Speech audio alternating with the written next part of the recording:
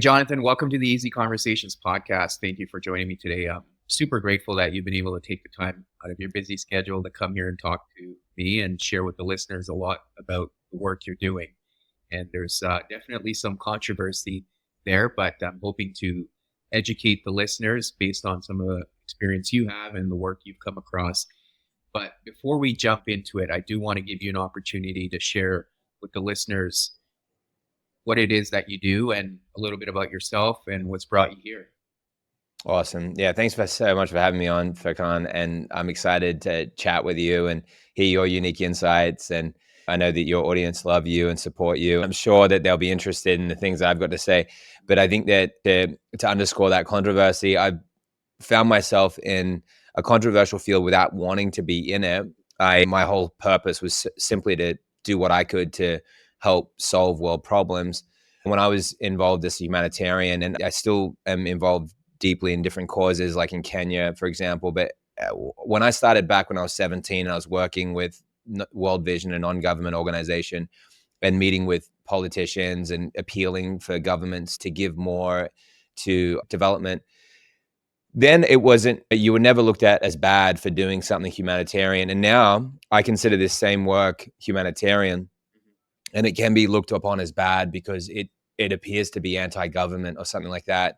And fundamentally, this is so much about what I would say every true government around the world really do believe in: protecting their citizens, and true medicine is the first law is to do no harm. And all of these things have been violated. And so what happens is when you're doing something that is right in a world that is become so wrong, you look so wrong and so inappropriate, and it just doesn't seem right. But in terms of the spirit and my purpose and my reason for engaging in the things that I engage in, it does come from a place of love for me. So I know what motivates me. And at the end of the day, the only thing you can ever do is validate yourself. You can't let other people score you or tell you what motivates you. Only what motivates you, and only you can make yourself feel good about what you're doing. That sense of self-identity is so important. And if you're ever in a situation where you're worried about what you're thinking or saying or doing, it's just don't look at yourself through others' eyes. Look at yourself through your own lens. What do you believe in? And so that's what I chose to do. And when I continued to see issues happen, so I did a degree in journalism it was a double major in journalism and media production after graduating there from the University of Newcastle in Australia. Then I did a postgraduate degree in education. And I wondered, how could I use these degrees for good? And hence why I was engaging in humanitarian work. My plan was to be working like internationally, to be a correspondent for global issues. And as things kept evolving, I realized how much of the misinformation through the medical side of things was causing people to suffer and die. And that to me was the real reason why I was into social justice, was to uncover the truth so people didn't suffer unnecessarily. And that then became a huge calling for me, that I felt like there was nothing else I could do but make sure that message was clear. And so then I heavily engaged in the medical arena and used all my investigation skills to join the dots and became prolifically good at that. And I became a producer 10 years ago for a group called The Truth About Cancer. And we became the most well-known holistic cancer documentary series that basically gave people answers and set people in the right direction in that work and research. And so to this day, I'm releasing new content and information on some of the world's most cutting edge issues pertaining to cancer, why people are getting cancer, what's causing it, how to solve that, how to reverse these issues. And I'm seeing cases that from high profile people, I'm having high profile world leading holistic cancer doctors and autoimmune and all the various arena. And because of my connections and because of what I've engaged with and the information I understand, for whatever reason, I've become sought after by those individuals to gain answers for their patients. Because think about it this way: if you're a doctor and you're working in your clinical practice and you keep doing, for example, the things that you've been doing and the best that you know, do you think it might be helpful for you to be in touch with an investigative journalist that has basically been through many hundreds of practitioners like themselves, been through their practices, and then done their own research, put all these things in their own body, have millions of followers around the world, which I do, that then engage in the things that I'm teaching. And then I get real life case studies, including in myself and in the audience that follow me. And then we have this data. I then bring it back to these doctors. They get me to come in and help teach their staff on new protocols.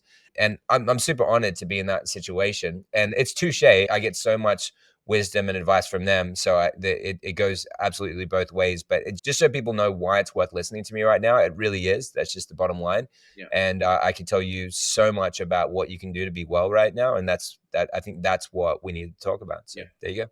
No, absolutely. And I appreciate all of that. So thank you for all that color. Now, Welcome. you talked about the validation, and often we tend to look at ourselves through the lens of others, and that can be very difficult, right? And especially if you're on a journey of truth, and whatever that truth may be, everyone seems to align themselves to their version of the truth.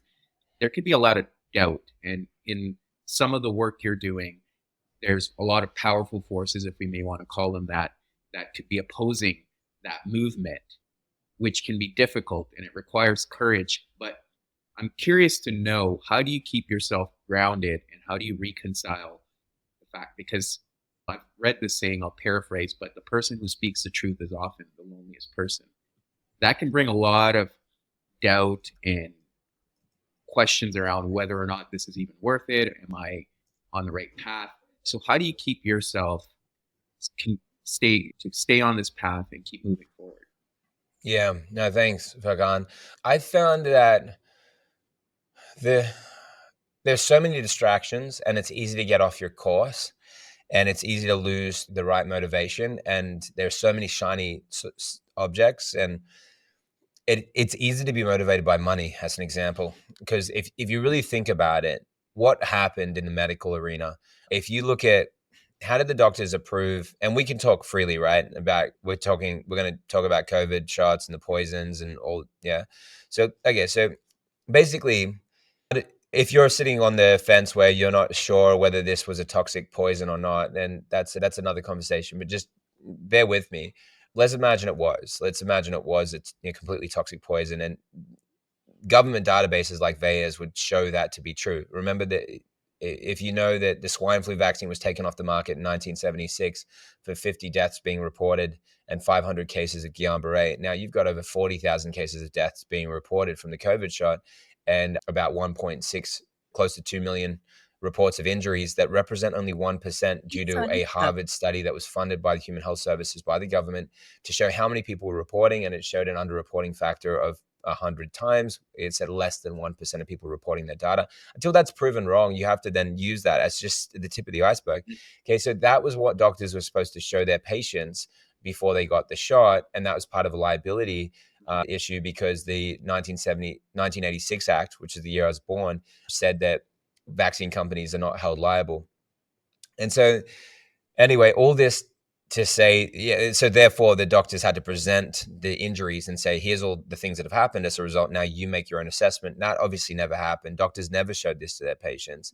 And any doctor that would ever feel like they should show it to their patients, if they saw it, they would also say, and you shouldn't take this. And so then why did they? Most of the doctors didn't know about that, but then why didn't they know? And so the question is, it because you didn't want to know? And how could you want to know when you've got a huge debt? And let's say they've cleared their debt, then it's like, look, you've got a mortgage and you've got these certain things. What are you going to do? Go homeless? And so there was so much there that meant that even from out of compassion, you say, look, this person felt there was no way out of this. And so money made their decisions for what they shouldn't, like what they chose to do. And then that can happen to me too. That can happen to everyone, to make a decision based on that standpoint. And then to me, the only way that I can stay out of that gauntlet is to continually expose myself to things that matter. There's a reason why I periodically make these trips out to Kenya to be with the poorest of the poor. There are most people in the world that either have never seen that, or they've seen it once or twice in their life, and then that's one and done. They did a mission trip with their church back when they were 15, and then they're done.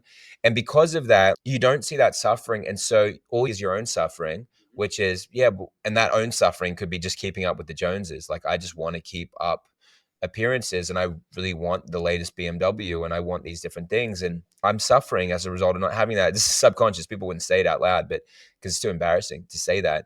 But these things are really huge for everyone. And there were things that were in front of me that were tests through life, and I had many of them where there was a test, and it was, Jonathan, do you care more about your reputation and money and your success, or do you care more about what is true?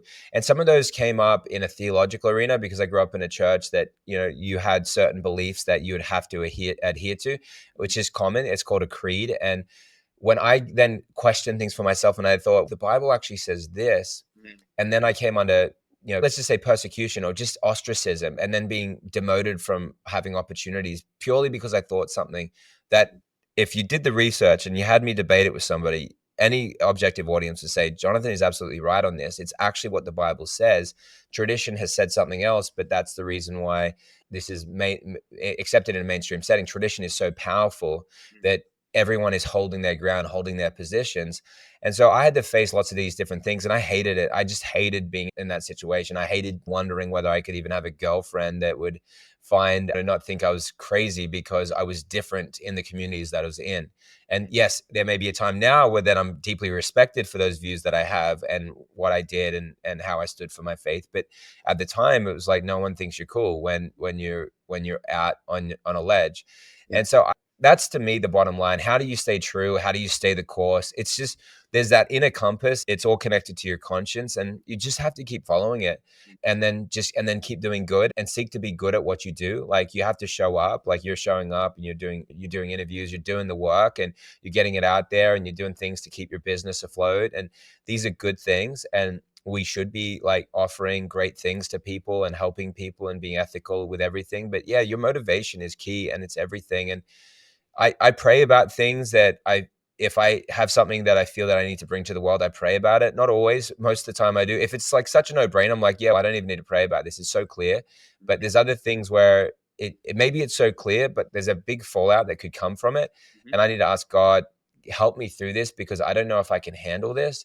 And I feel like the fallout could crush me. And I've got a lot on the line right now, and I don't want to lose everything. And but I just give it to you, God. And I just don't want to, I don't want to deviate from truth. And as a result, there were things that came to light that would put me out on a ledge. I remember Dr. Brian Ardis, I asked him before he released the information on the animal venom in the vaccines. I said, Brian, are they putting venom in these vaccines? That was a question I asked him, because I'd done research that led me to correlate the mechanisms of venom with the vaccine reactions. And then he said, I can't release that right now, but in 2 weeks, I'm about to release a film. And that was Watch the Water. And then I did the sequel to it, basically, informally the sequel, which is Venom 19. But I remember then I was at a crossroad. And some people just do these things because it's like super fun and exciting. I love to be on the cutting edge. For me, I was working on a case. I'll just say this, people might work out who she is as a result of it, but I was in a Senate hearing. She was basically the youngest child that was public as an injury. She was in a Pfizer clinical trial. She was 12. She's paralyzed. Her brain was swelling. She was feeding through a tube. And I put my own money to back in to help her with her case. And it was close to $40,000. So there's a lot riding on the line. And when I was working on that case with that child, with doctors, for me, them not having the information and being a bit, and some of the doctors I was working with at the time were a bit closed on it. And I'd push up against them saying, this new information is critical and we can't get this child better without it. So I had conviction for two reasons. One, just because it's true. Two, if you're throwing money at something, you don't want to no one likes to just set money on fire. And that's what you're doing. If you're trying to help somebody, but within a realm where you're not even willing to accept the truth about what you're doing. And so I pushed up against that. And it took some of the doctors that even working on the case many months until they were able to even see the data. But as a result, we saw, I was just at an event over the weekend, and there was maybe 400 or 500 people there. I had literally hundreds of people come up to me and thank me for how the information had helped them, and how they shared with me all the conditions that they'd put into remission. And that would not have happened if I had been closed-minded and just said, hey, look, the tribe has not spoken on this. I'm going to be ostracized as a result of this. And Brian and I faced a huge backlash when we talked about this from doctors that we love and respect. I remember, I won't tell the names of these people, but these are major guys that people respect, and I still respect them. I remember one of the guys, he looped me into a thread because I asked the other colleague of his for an interview. And then the response was, my colleague X told me to avoid Johnathan like the plague. And it doesn't matter when they're people that you don't respect, but when they're people you respect, you're like, this is hard. Yeah. But yeah, that's the short answer. But it's good though. It's good for you because you don't grow and you're not. Don't be a yes man. That's the bottom Yeah. line.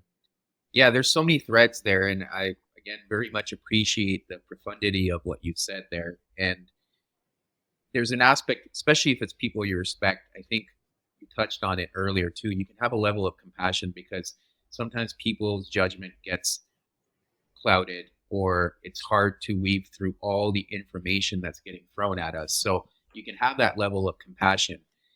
But there's this other piece you talked about around conviction and parallels around, you touched on the Bible and theologically, you look at some of the narratives, you look at Moses or the book of Job and uh, Noah, some of the backlash these individuals experienced when they were living in the truth, right? And they were often looked upon as crazy, but there's something to be said about that, right? And the conviction they have. And there's a reason why these narratives have lasted throughout millennia for us to be able to refer back to.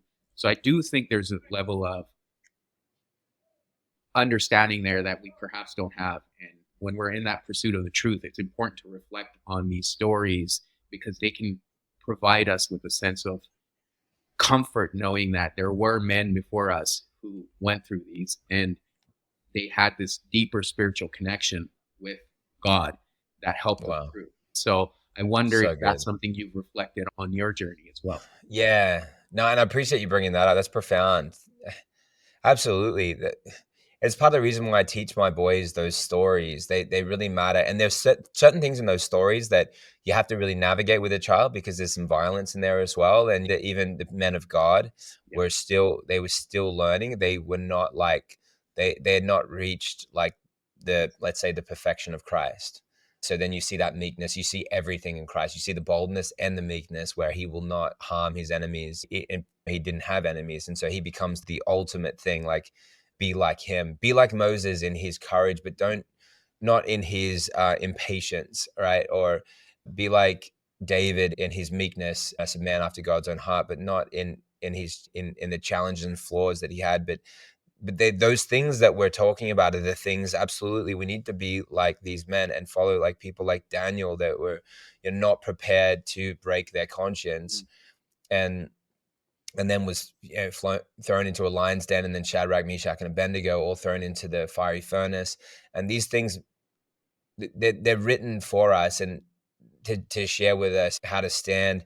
And everyone wants to be courageous, but it's very hard to actually be courageous outside of simply being daily in contact with a spirit, the spirit of God that then gently leads you in that way, because they're not things that you can actually even really teach yourself. They're just things that come to you and they're in you, because the Bible talks about the flesh being weak, and because it is. And so to me, I need God, I need Christ, and these are the things that kind of hold my life together. But yeah, it's and then the net result is what's profound, because to me, and the late Dr. Rashid Buttar, I think a lot of people know who I'm talking about, but he was a doctor to people like Robert Kennedy, and he was ahead on a lot of things. And again, another imperfect person, but someone that was courageous. And one of the things that he reminded me of was just of what it meant to hold your ground on what you believe in. And yeah, the thing that he mentioned on that CNN interview was that I don't want to be a part of this, what will be remembered as the worst time in human history, and I don't want to be a part of it. I don't want to be part of the negative side of that. I don't want to and he considered himself as being a part of that by being silent, which is actually really powerful. It's part of the reason why when I was going through this, I was actually going through a lot of turmoil without realizing, because I was breaking my conviction by not speaking out directly and basically going directly against the vaccines. And I'd done work, and I was a producer on The Truth About Vaccines 8 years ago. And that was huge. It had a huge ripple effect. And I could say I had done my work. I just had a lot of connections and colleagues that were basically not wanting me to go down that route. And if I did, they would have to boycott all the work I was doing. And these were the biggest promoters of my work. And so that was a huge thing holding me back. And that's me being just honest about that. And that's a huge compromise. That's where I let myself down. It's where I let the people down that serve me, that I serve, sorry. And so then I asked him, Rashid, how do you do it? How do you just do what you believe? And he said, I don't even ask myself the question. If something is true, there's nothing to ask. There's no dialogue that needs to happen. It's true, then you have to say it. That's up to you though. But it doesn't even enter into my head. Mhm. And then I just thought, wow, that'd be a great way to live. And that was so attractive to me. And it just gave me such peace to think about what it would mean to live like that. Mhm.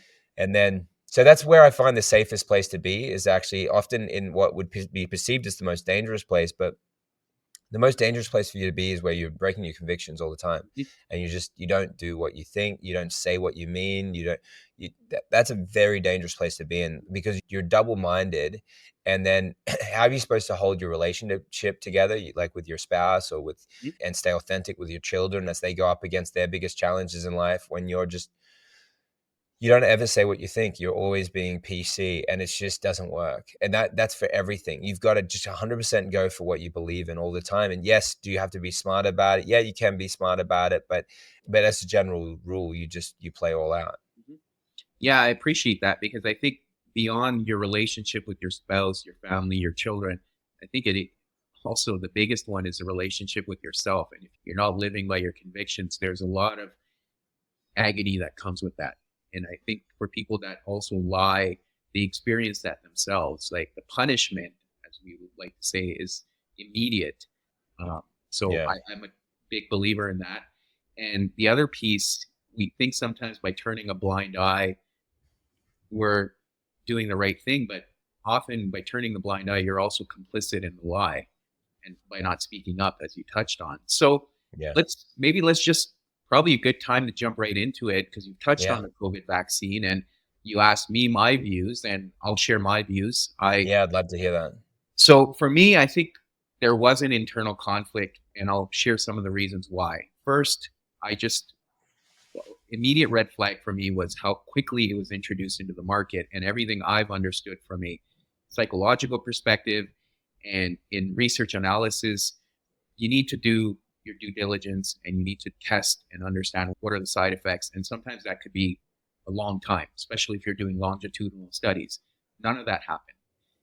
I also noticed in many cases the big pharma companies, they weren't being fully transparent on all the results. So those were some red flags.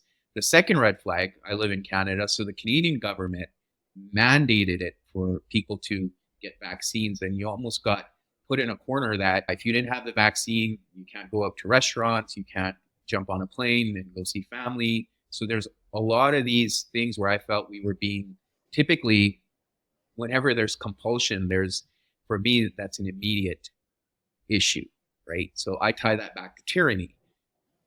Unfortunately, I got the vaccines because at that time I weighed it against my mental health.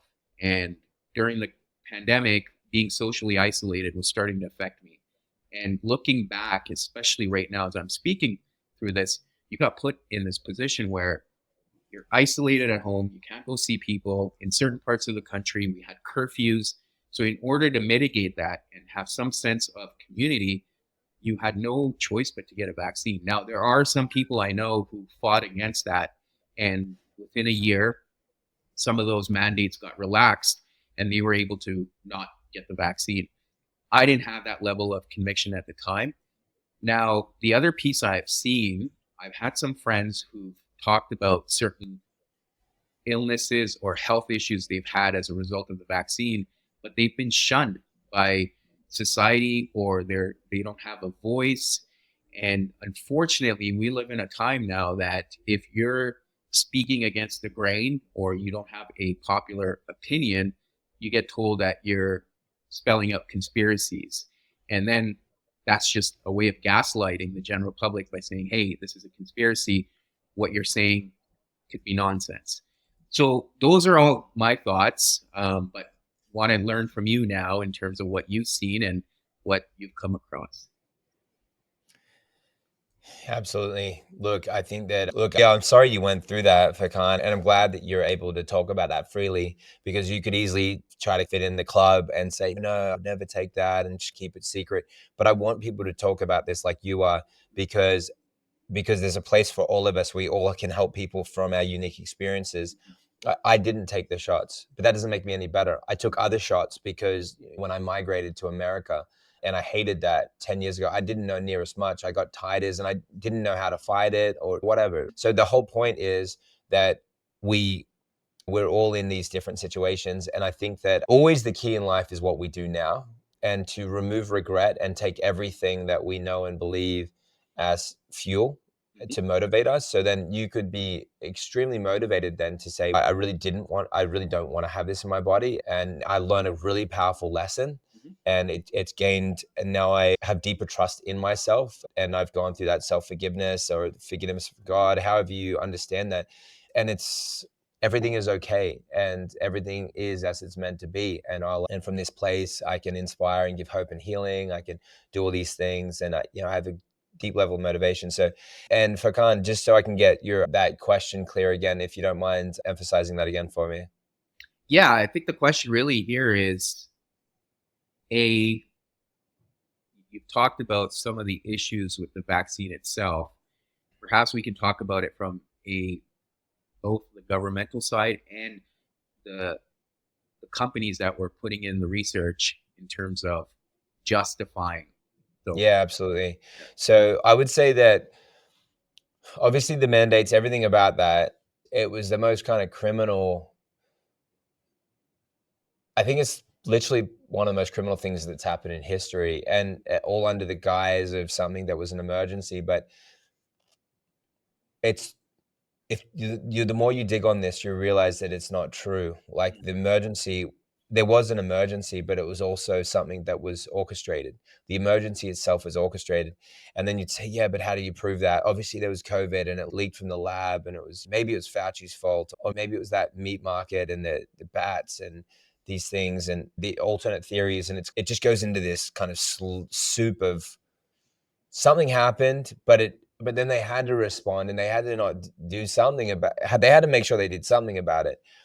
But you just have to look at the fact that remdesivir, like that drug, was designed to shut down your kidney function. And you'd say, oh yeah, how do you prove that? People that got it, like it harmed people so bad. And you go to Senate hearings, like one of my good friends, Dr. Ben Marble, 300,000 people back. I'm talking now, year and a half ago, 2 years ago, they treated 300,000 people during the peak of the pandemic for COVID, and they had 12 fatalities out of the 300,000 people. 8 of them got Nobel Prize nominations of the team because it was so effective. And why is it that those treatments they were using were getting demonized, and they were getting forbidden from people, and doctors were just given the orders to send people home? And so all the treatments that were actually needed were the ones that were being masked and hidden from people. The treatments that were harming people were the ones that were getting shoved down their throat against their wishes, and then they were getting intubated. And then if they got intubated, hospitals would receive these massive, like $30,000 checks. And then if they died, they'd get more money. And so the perverse incentives made this kind of like something out of a horror film or like a thriller film, both of those. And then this then it leads you to this issue of what is this thing? What's this mechanism? Because then now all I do is spend all my time inside of solutions. Because if I can work out what the mechanism of the shot is, then I can work out how to fix it potentially, which is true. And I do know how to fix this. And I've seen so many cases, and I put them in front of you all day long. And I could get thousands of people right now testify on this point that I've personally helped through the work that I've done, and cases that are verified to be true. And so the mechanism, what they did with this, what the reason why it was so poisonous, um, so detrimental to people's health, was because it was using the venom aspect is really important to understand. Once you can work this out, you'll realize why the heart attacks are happening, and why the turbo cancers are happening, and why the paralysis is happening with Guillain-Barré and other forms of that, and why the various autoimmune diseases are happening, and so forth. And this all comes together. So I'll like throw a few things out there. Okay, Ozempic. And what's Ozempic? It's a weight loss drug. You familiar? Yes. And you're familiar kind of with the Yeah, mechanism? we've talked about it on this podcast too. So, Great, but again, great. there's a lot of red flags with it from my view. We obviously don't have the research yet to support that claim, but happy to hear Yeah. your thoughts on it. Yeah. Yeah, absolutely. Yeah, it's using a Gila monster venom. You probably know this, right? I don't know that part. No. Yeah, yeah. And this is public. I'm not saying I found this patent that, which is also important. If I found Ozempic had a patent and they had that leading up to it, then that would be enough for me to say, okay, here's likely the mechanism. But no, I'm talking about this published, that it's open. And that's why even very mainstream guys like Dr. Andrew Huberman will be talking publicly about the use of Gila monster venom. So whether it's Ozempic with the Gila monster venom, whether it's glyphosate, which is Monsanto's active ingredient in Roundup which is sprayed on crops, which so now you've got Monsanto, the world leading patent holders of animal venoms as pesticides. So that's important. They had these patents in lead up to creation of glyphosate. Now you'd say, how much damage has glyphosate been proven to do? And I'd say about $11 billion worth. And that's just the cases that were won. There's 50,000 cases pending. There's 100,000 cases that have been won. And I'm saying that the whole world has been poisoned by glyphosate. You probably find it in every single person's body in the whole world. Why did it create the cancers? Why did it create the non-Hodgkin lymphoma, the case of Dwayne Johnson, which you'd say, oh, that's the actor. Yes, that is an actor, but that's also it is the name of a groundskeeper that got non-Hodgkin's lymphoma and that was awarded like around 150 million, but they ended up reneging on that, and it dropped down to more like 70 million or somewhere around there. But he died, and his two sons then were left with whatever the end result of what was won from that case. But he was just one of so many cases of people that were injured and from glyphosate, the mechanism of that. Now and then flash over to COVID itself. Italy, June of 2020, a peer-reviewed study on PubMed. Look up the words toxin-like peptides found in blood, urine, and feces of COVID-19 patients. Results. Toxin-like peptides almost identical to toxic components of venoms from animals, like conotoxins, cone snail venom, bradykinins, phospholipases, phosphodiesterases, all snake proteins, snake venoms, zinc metal proteinases were found in COVID-19 patients, but not in control samples. Okay, so it's if you've got COVID-19, you've got an animal venom in you. Almost identical. Why did it say almost identical? Then you'd say it's almost identical. It's similar. It's not really the exact same thing. Now, table 1, 36 different animal venoms. Malayan crate, Uruguayan coral snake, Chinese cobra, Chinese spitting cobra, uh, inland taipan, um, California cone snail, yellow marble Pacific cone, crown of thorn starfish, 4 different types of eastern brown snake. Okay, so you think that it's possible that somehow your body has somehow manufactured something that somehow resembles these, but it's not quite identical. Okay, just use logic. Yeah. Why would it be almost identical? Because it's synthetically produced. It's a copy. It's not the exact same thing because if they were taking, like, to give you an idea, like I actually do see that the potentiality of blue scorpion venom at a very low concentration to actually counteract the cancers and inflammation, because I've seen some cases and I've seen the fact that the locals, when they get, I've seen the information showing how when the locals, the villagers have been bitten by these blue scorpions, instead of getting sicker or dying, they get better. They actually heal different diseases. And but anyway, it's in a homeopathic form. In this case, like a company, Blue Scorpion Venom, that this company that they got a shout out recently on Rogan from some jiu-jitsu fighters and so forth. But that's expensive. It's $39 million a gallon. Okay, so then what they've got is like a 0.003 concentration. So it actually classes as homeopathic. So it's such a low concentration, but it's a signaling mechanism. And it actually something that can switch on cancer can switch it off as well. And so there's on-off switches based on dysregulation and how they like block receptors and cause an issue with cell signaling. But so then come over back to this study, the synthetic form makes sense because then you can mass produce it. It doesn't cost the money. And like in this case, with the companies I'm mentioning, they're actually using a part of that, whereas in these cases they're just using purely synthetic. So it can be mass produced. It could be dumped into the water supplies. It could be aerosolized, just like it said on the Department of Justice article in 2000. 2012 that conotoxins, cone snail venoms, could be aerosolized and put in the air we breathe, and this could cause one of the greatest issues, and that bioterrorism using venoms is one of the greatest threats to human health. So that's Department of Justice 2012, conotoxins, potential weapons from the sea. You can look that up. You can't access the full article from there, but you can find it on ResearchGate. But you can find that it's there on the website still for Department of Justice, but you can find the full article on ResearchGate.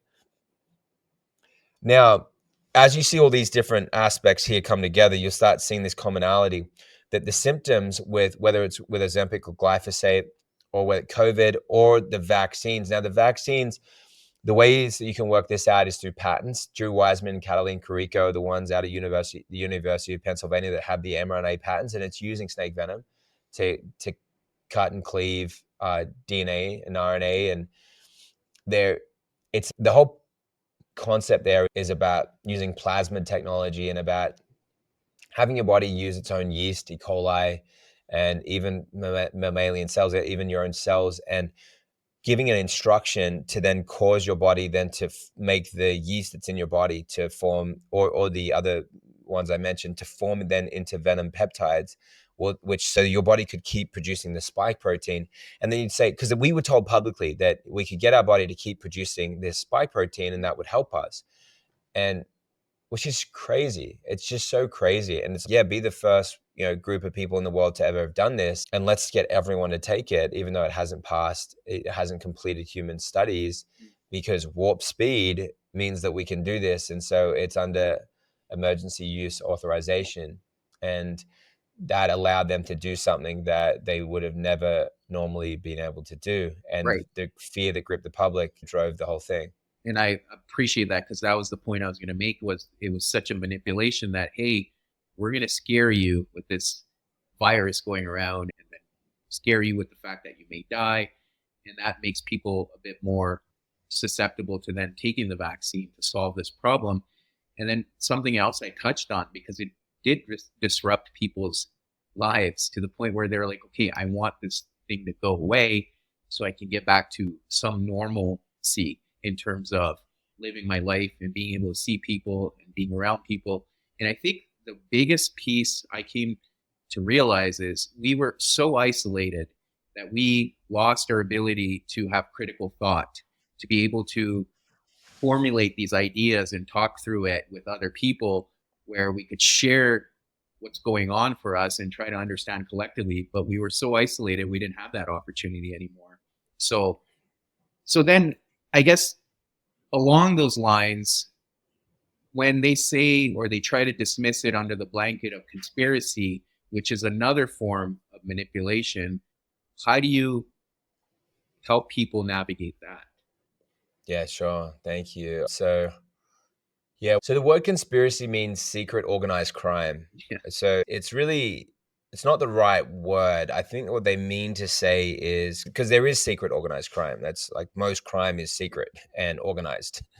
And so it's just, if you look at, and that word there's a campaign around that to demonize like what happened with the assassination of Robert Kennedy and JFK. So John F. Kennedy, but both of them, because that Sirhan, the guy that shot, quote unquote, Robert Kennedy Sr., he doesn't remember doing it, and his gun didn't match the bullets, but he confessed to it. And so this is a classic case of a scapegoat, of somebody that's a patsy that's designed to come in and make the confession, but they got mind controlled to do that or something like that. And so that's the open pending case right now. It's still on Sirhan, that has not been completed. So like to distract people from actually saying there's something wrong with this, who actually did put the hit on Robert Kennedy? If it wasn't Sirhan, who was it? And to distract people from that, they all just made these seem like they were all about outlandish claims that were ridiculous, that you wouldn't want to be associated with. And this is typically what happens. You take something that will make somebody feel alienated, and they don't really want to be that guy or girl. And so then they're willing to back off it and not use their critical thinking.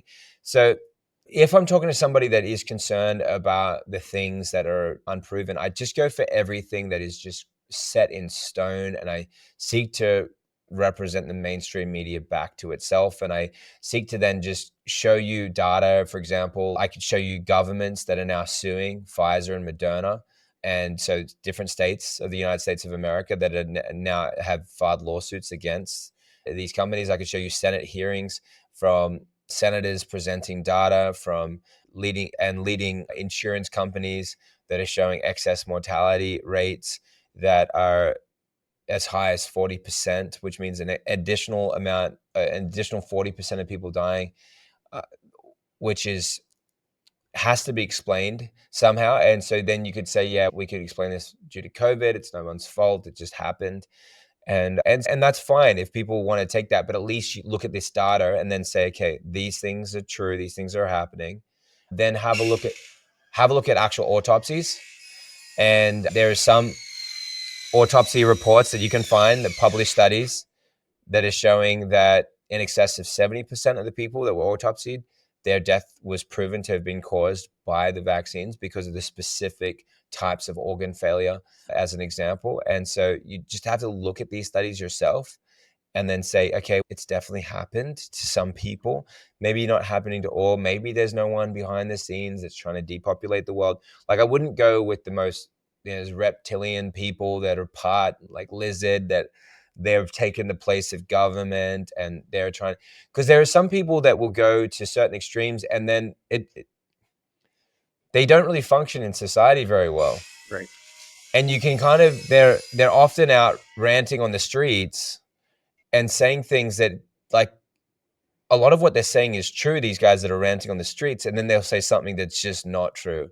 And you're like, therefore, we need to do X. And I'm like, wow, how did you come to that conclusion? That's not good. Let's not do that. That's not safe. Or there's an imbalance in some people that then don't associate everyone that's, doing their best to be critical or simply to be a part of the solution. My reason is just to be a part of the solution. I don't want to scare anyone. I don't want to make people feel worse about things. I don't want to make people think that they're going to die because they took a shot. I am concerned about depopulation. I am, because because it's happened. Right. It's happened in history. We've seen half the human population drop many times in human history. And why wouldn't it happen now? And even if it was by accident, by world leaders that have approved something that then created a catalyst, thereby where when exposed to another stress or stimulus, if that interfaced with that poison that the world had then got injected with, then that could cause a massive die-off of the world's population. Mm-hmm. And then then the answer would be, what would be then the antidote? and this is where I would get even more into somebody going, wow, this guy's way off the deep end. And I would say your own urine is going to be arguably the best solution in such event, and even here and now if people are trying to reverse disease. And so I will always look a little crazy to somebody that hasn't looked into the research on these things. And I could say, look at the data from the Wake Forest University that was from an NIH grant, finding 100 million stem cells in a 24-hour urine sample when it was left to sit for 3 weeks, when it proliferated at a rate of 1 times 10 to the power of 8 in 3 weeks, equaling going from 140 cells to 100 million. And just go and try and buy 100 million stem cells on the market today, and go and spend the $15,000 to $25,000 and realize how valuable what is in your body is. And when you're in an acute situation, just like you would be if you got a jellyfish sting, most people would know to pee on it. Yep. Some people would say, yeah, but I read something online that told me that's dumb, even though anyone that's done it knows it works. Yeah. And if somebody told me that you can't drink your urine even if you're out at sea, and it's because I researched that, but then you'll get actual survivalists like Bear Grylls teaching celebrities to drink their urine because he actually is a survivalist and he knows that it does work. And people can say all these kinds of things, but look at the research. Look at all the professional athletes that do it, that are the best in their class. Look at all the boxers that have been doing it. And then that's the people that are public about it. What are the people that are not public about it? And I can tell you, I know people that are household names that are doing urine therapy largely because I showed them the data on it, but they're doing it, but they're not talking about it publicly.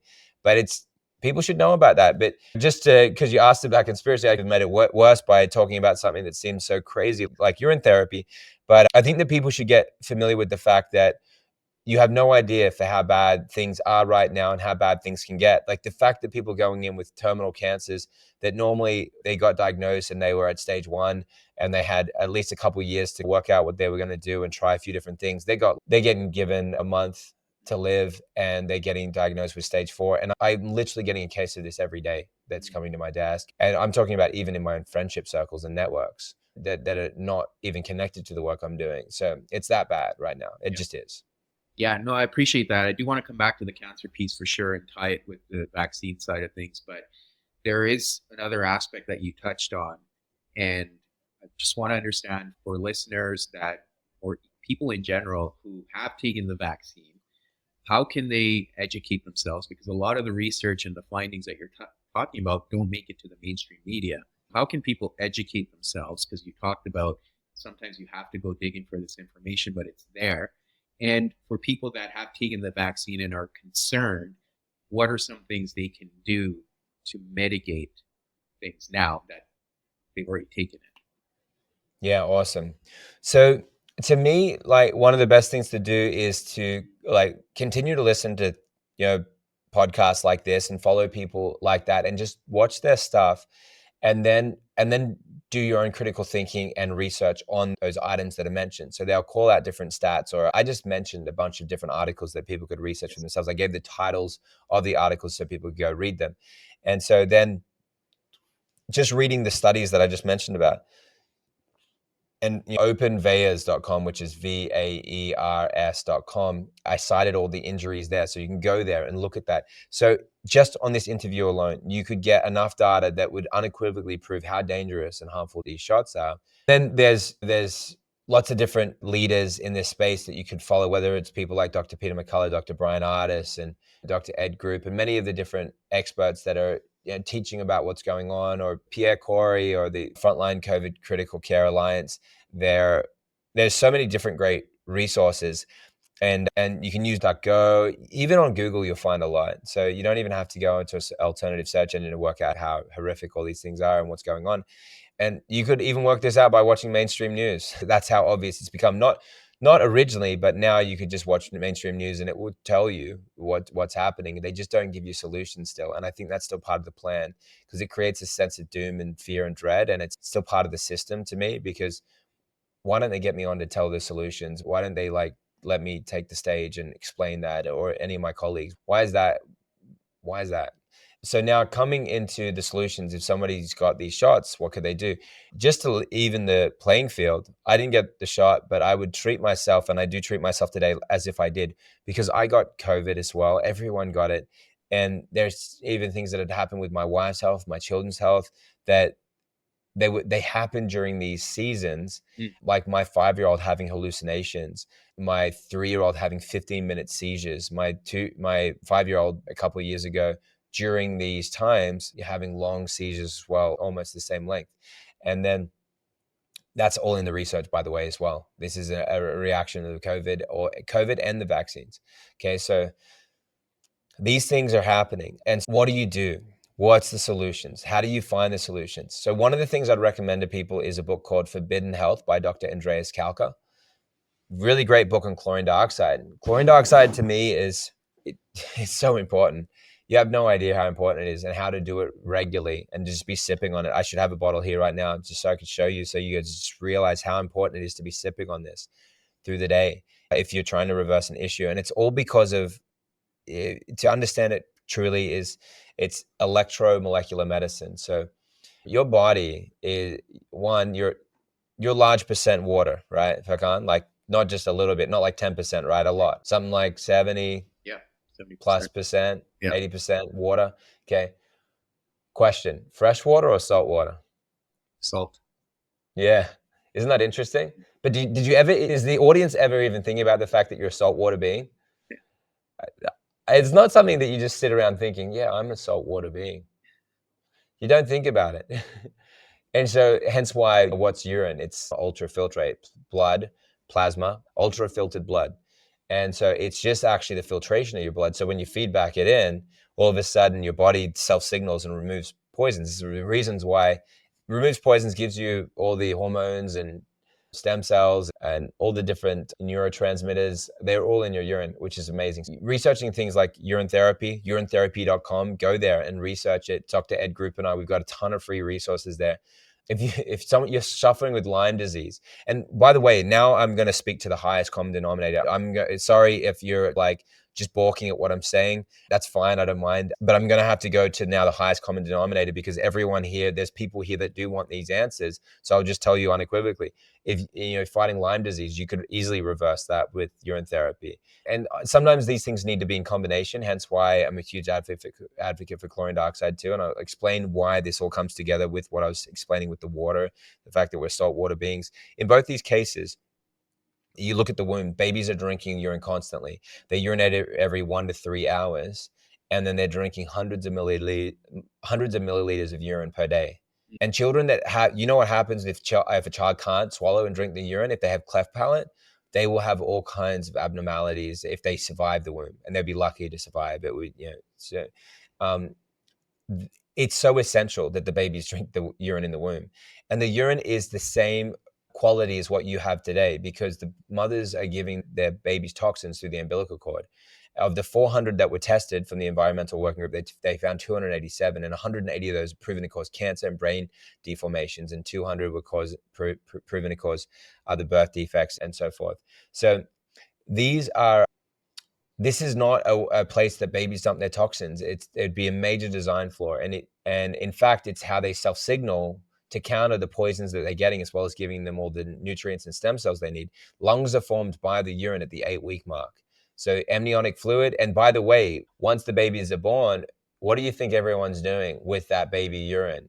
Scrambling for it like we're all Gollum, like my precious, and paying like an arm and a leg for it to get the stem cells so that we can inject them into our knees and get back, so we don't have to get a knee replacement, because we're brainwashed. Right. Because Big Pharma really did one on us to rob from us the perfect medicine that we have, which, by the way, do you want to know the market value of the stem cells in your body per year, Furkhan, based on what's proven?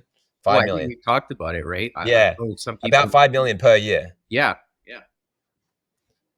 So, yeah, exactly. And then just coming full circle on the water, the reason why chlorine dioxide is effective, it's urine therapy and chlorine dioxide are both better than each other for different reasons. Urine therapy is the superior when it comes to cell signaling and stem cells. They're all that information, your original DNA is in your urine, because your body prints information in the water that is in your system. You're basically like a Tesla coil, a Rife machine, all in one. That's what you are.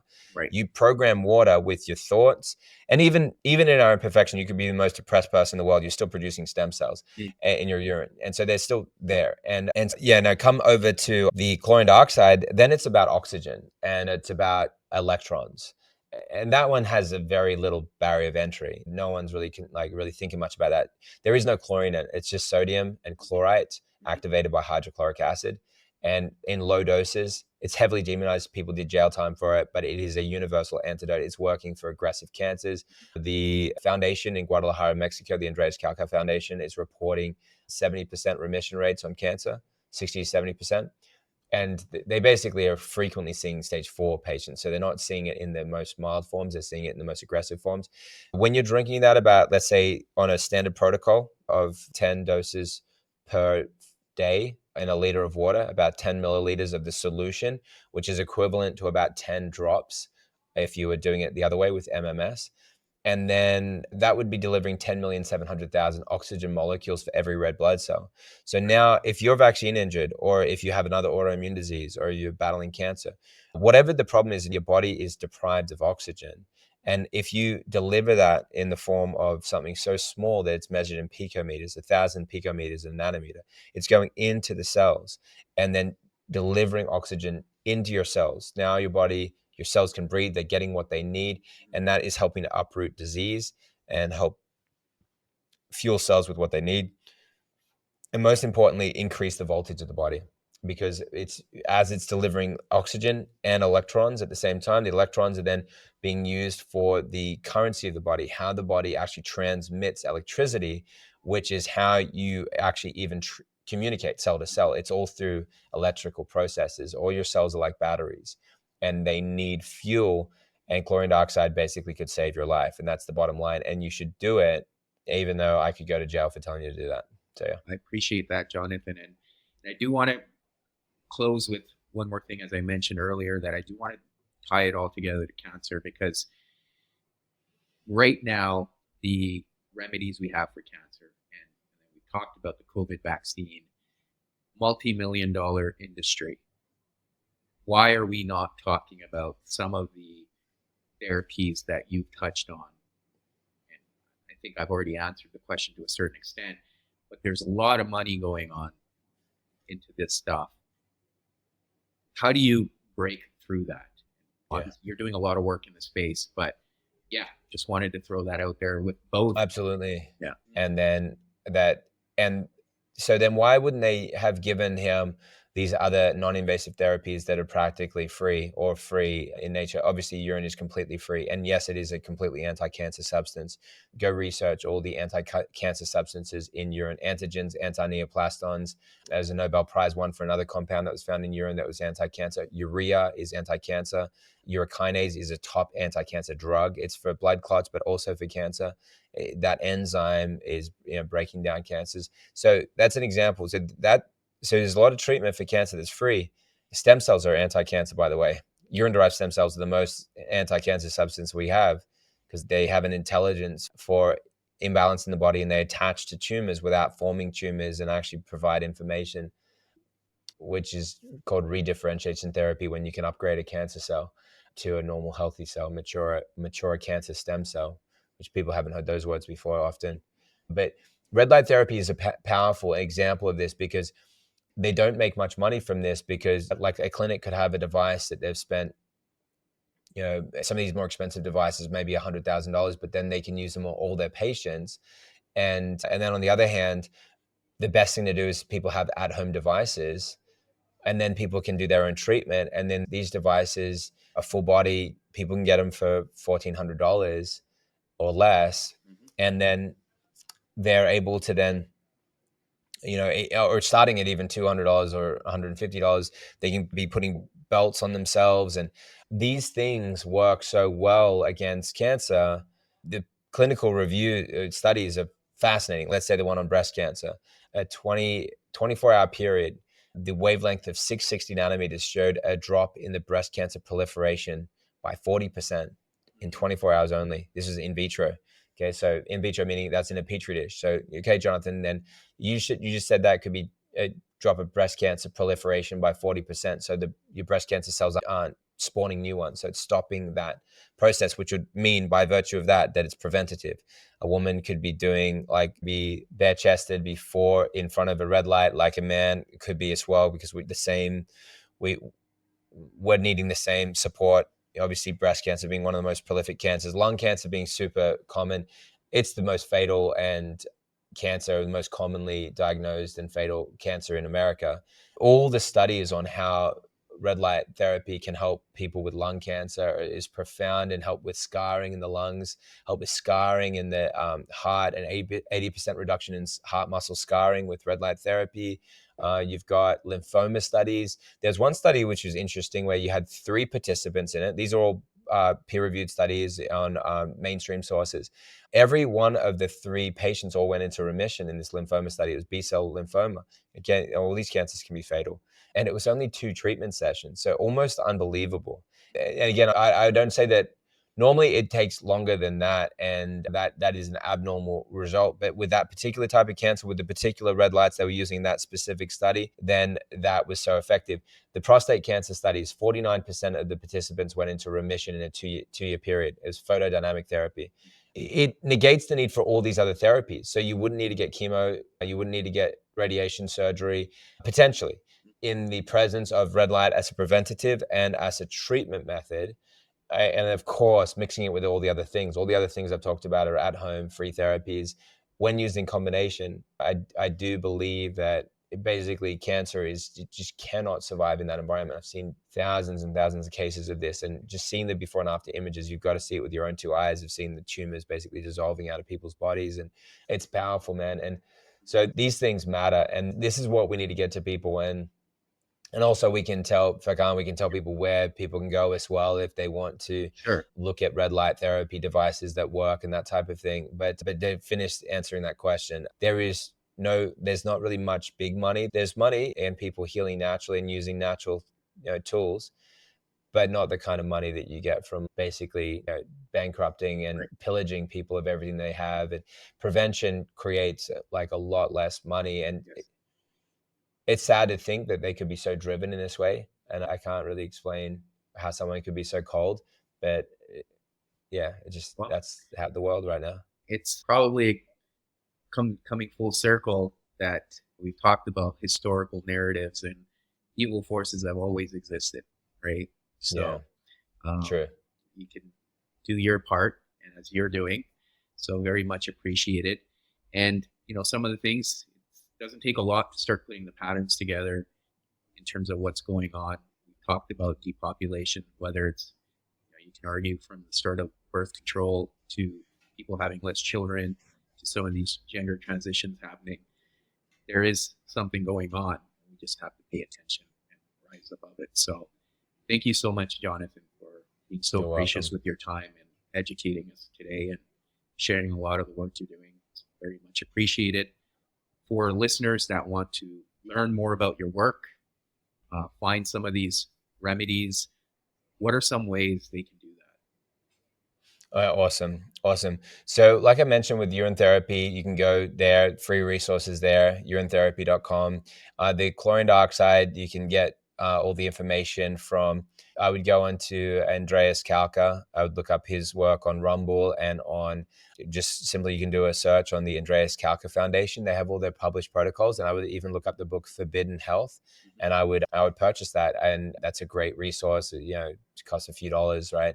And then you can just download that book and follow the protocols for specific challenges. And we've got a lot of great series like cancerseries.com. You could register and watch that series for free. And we go in detail and we'll show you all the protocols. So you don't have to pay anything at all. You can go register for that and go watch it. We'll show you all the case studies and we'll show you how to do it, how to prepare it, the specific protocols, and how it works with different types of cancer, etc. All different kinds of conditions. Like, look, if you got cancer and autoimmune disease, they're just titles, and so give your body what it needs and you're good to go.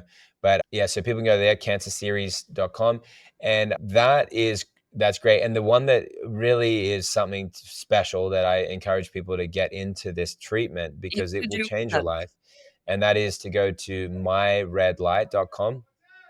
And Furkhan and I doing something really cool with you guys as well. If you use the coupon code EZ, so E for elephant, Z for zebra. There you go, elephant, zebra.